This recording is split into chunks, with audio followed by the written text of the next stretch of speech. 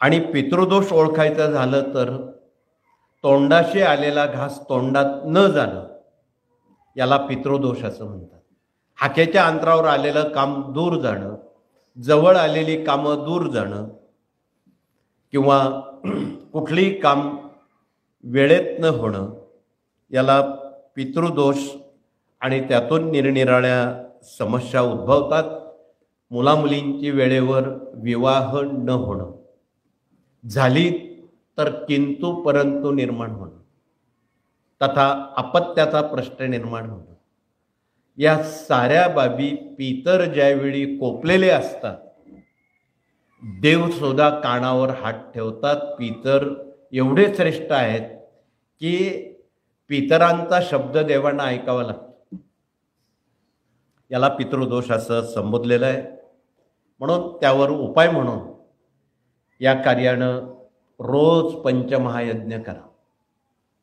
मागाशी गुरुजींनी सांगितलं गाईला घासभर अन्न द्या एका पोळीवर, त्याला ऋषी यज्ञ म्हणतात. एका रद्दी पेपरला थोडंसं तूप माकून पेटवणं, त्याला अग्नीला तूप दिलं, देवयज्ञ झाला. 2 बोटात मावेल साखर मुंग्यांना दिली, भूतयज्ञ झाला. कावळ्याला घासभर अन्न देणं पितृयज्ञ झालं. आणि दिवसभरात चांगल्या व्यक्तीला अन्नदान करणं तथा लहान मुलांना, निष्पाप लहान मुलांना गोळी बिस्किट देणं त्याला मनुष्य यज्ञ म्हणतात. हे त्याचे उपाय आहेत. आणि याही उपायातून जर पितृदोष अधिक प्रखर असेल तर प्रति एकादशीला घरचे घरी भागवत ग्रंथाचं वाचन करावं.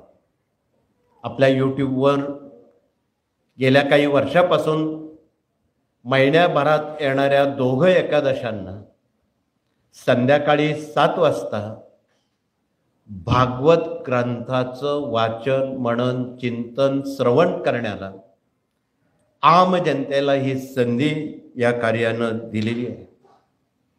तथापि प्रति 5 वर्षानं चांगल्या पौरोहित्याद्वारा नारायण नागबली तथा नागनारंबळ करणं, मातृगाय येथे दर 5 वर्षानं भगिनींनी पिंडदान करणं, या बाबी अतिउच्च कोटीतल्या पितृदोष निवारण्यासाठी प्राप्त झालेले आहेत.